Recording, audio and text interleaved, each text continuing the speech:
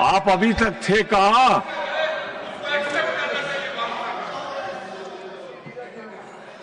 श्री प्रफुल्ल पटेल जी, श्री प्रफुल्ल पटेल जी नहीं है।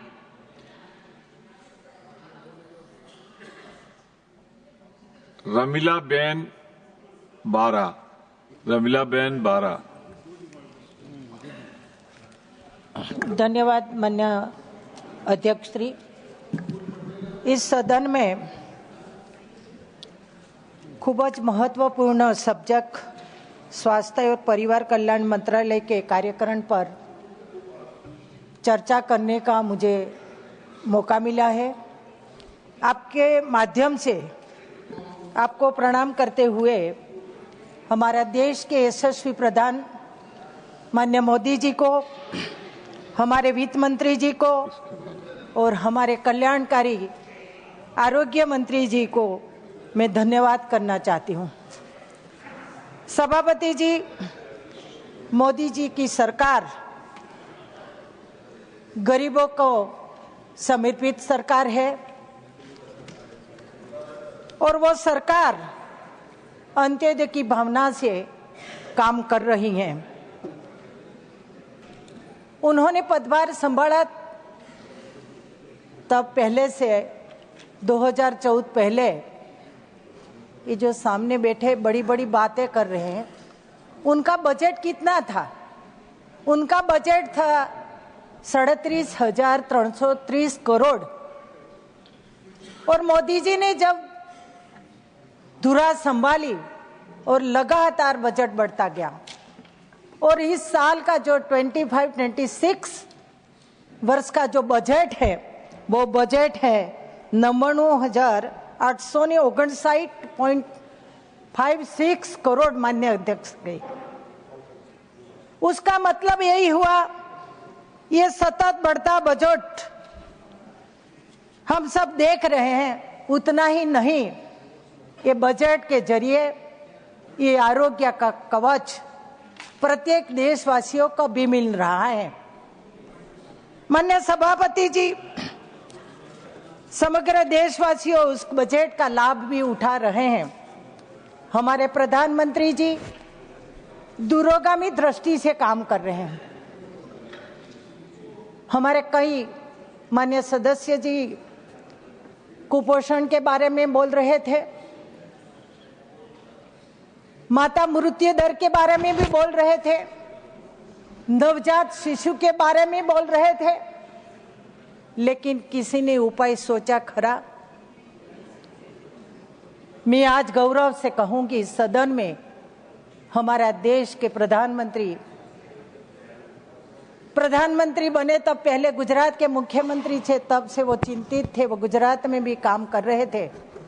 लेकिन प्रधानमंत्री बनने के बाद गर्भ में रहेला बच्चा, माता दोनों सुरक्षित रहे, बच्चा सुरक्षित जन्मे और साथों साथ वो सशक्त भी जन्मे। इसके लिए हमारी आशा बहनों, आंगनवाड़ी कार्यकर और फीमेल हेल्थ वर्कर दिन रात मेहनत कर रहे हैं ताकि हमारी आने वाली पीढ़ी, हमारे आने वाला बच्चा सशक्त जन्मे, स्वास्थ्यमय जन्मे। इसकी चिंता हमारा आरोग्य मिनिस्टर, हमारी सरकार कर रही है माननीय अध्यक्ष। साथों साथ मिशन वात्सल्य अंतर्गत मोदी सरकार ने अनेक कदम उठाए हैं माननीय सभापति जी।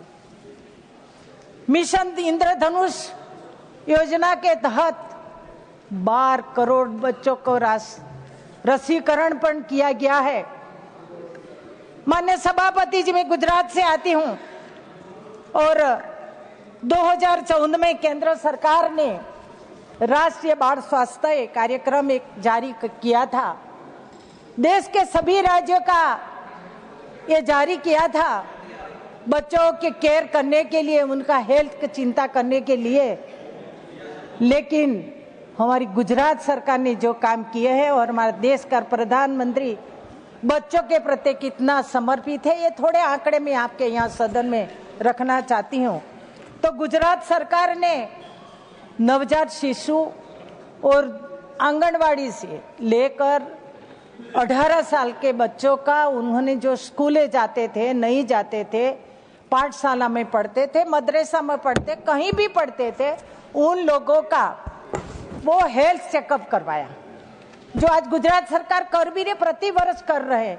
और उन्होंने जो बच्चों का स्क्रीनिंग कराया गवर्नमेंट की जो मोबाइल हेल्थ टीम के माध्यम से, माननीय सभापति जी, उनको जो चेकअप करा वो आंकड़े थे 1 करोड़ लगभग 61 लाख बच्चों का स्क्रीनिंग कराया।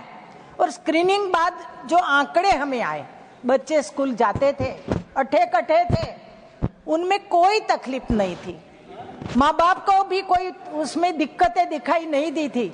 लेकिन जब स्क्रीनिंग किया, हेल्थ चेकअप किया और जो आंकड़े आई, जो हमें उनमें डिजीज दिखाई दी, वो बहुत चिंताजनक है। और उसमें जो बच्चे चेकअप किया उनका मैं आंकड़ा यहाँ रखना चाहती हूँ। जो 206 किडनी के बीमारी दिखाई दी तो उस किडनी का ट्रांसप्लांट करने का काम किया। 37 लीवर की बीमारी आई तो उनका ट्रांसप्लांट, 3260 कॉन्क्लियर इम्प्लांट की तकलीफ दिखाई दी, 211 bone marrow transplant, 20,981 kidney related treatment, 11,215 cancer related treatment और माननीय सभापति जी 1,67,379 हृदय रिलेटेड बीमारी।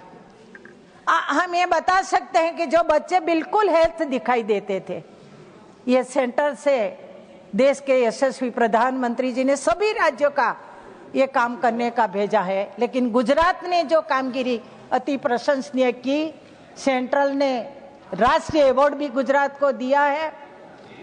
और आगे मैं ये बताना चाहती हूँ कि और जो हमारा मोदी सरकार जो काम कर रही है, मैं ट्राइबल एरिया से आती हूँ, मैं कुछ बिंदु रखना चाहती हूँ माननीय सभापति जी। सिकल सेल एनीमिया, हमारा यशस्वी हेल्थ मिनिस्टर यहाँ बैठे हैं। ये जो सिकल सेल एनीमिया है ज्यादातर ट्राइबल लोगों में दिखाई देता है। देश आजाद हुआ, ये जो बीमारियां हैं कई सरकारों आई लेकिन अनदेखा करा, ये बीमारियां बढ़ती गई। लेकिन हमारे देश में प्रधानमंत्री ने, हमारे आरोग्य मिनिस्टर माननीय नड्डा जी ने जो ट्राइबल बहुमूल्य राज्यों हैं, बहुमूल्य बस्ती वाले राज्यों हैं, उनका चिन्हित करके उनका सिकल सेल एनीमिया मिशन तहत उनका टेस्टिंग करवाया। माननीय सभापति जी, लगभग 5 करोड़ लोगों का स्क्रीनिंग हुआ। आपको जानकर हैरानी होगा, ये चेकअप कराने के बाद, टेस्टिंग कराने के बाद उसमें कितने लोग इफेक्टेड हुए? 2 करोड़ आदिवासी लोग इफेक्टेड हुए। यदि उसका स्क्रीनिंग नहीं होता, उसका टेस्टिंग नहीं करवाते, तो वैसे ये रोग जेनेटिकल है, ये वारसागत है, चेपी रोग नहीं है, लेकिन उनका रोकथाम अति आवश्यक है। तो ये उनको कार्ड जारी करा गया है। आने वाले दिन में उन लोगों के साथ सहानुभूति पूर्वक कार्यवाही कराया जाएगा।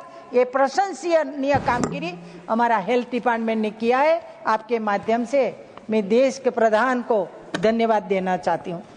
दूसरा काम, माननीय सभापति जी, आज सुबह में क्वेश्चन भी आया था कैंसर रिलेटेड। कैंसर एक असाध्य रोग है, जिसको कैंसर होता है वो अपनी जात को मानते हैं कि मेरा जिंदगी खत्म हो जाएगा, लेकिन उनका उपाय ग्रामीण क्षेत्र के लोग कैंसर को जानते नहीं, मानते नहीं वह सुविधा पहले थी।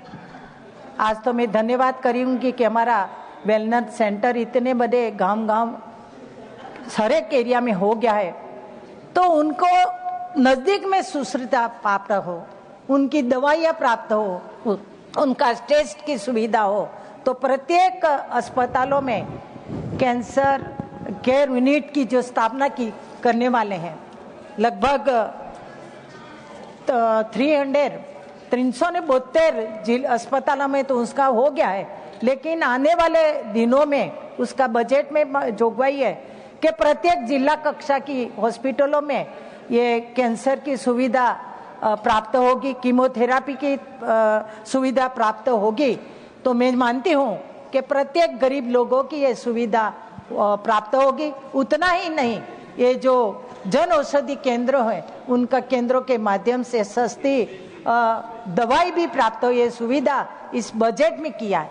माननीय सभापति जी, माननीय देश के प्रधानमंत्री जी गरीबों के प्रति जितना समर्पित है, उतना ही गरीबों की सस्ती दवाओं प्राप्त हो, सुलभता थी प्राप्त हो, और इसलिए उन्होंने जन औषधि केंद्रों केंद्रों से प्राप्त हो, तो इसलिए उन्होंने 7 मार्च जन औषधि केंद्र डे उसका सेलिब्रेट किया, और साथों साथ जानकारी भी दी कि सभी लोगों को मालूम हो जाए कि जन औषधि केंद्र से मिलने वाली दवा गुणवत्तापूर्वक है और उनको सस्ती भी है, तो सभी लोग वहां से खरीदे। प्रोविजन इस बजट में भी किया है, जानकारी भी दी है। माननीय सभापति जी, बोलने का तो बहुत है। आरोग्य में सरकार ने बहुत काम किया है, गरीबों के लिए भी काम किया है। आयुष्मान कार्ड न भूतो न भविष्य दी, गरीबों के लिए बहुत उपयोगी है। सीनियर सिटीजन के लिए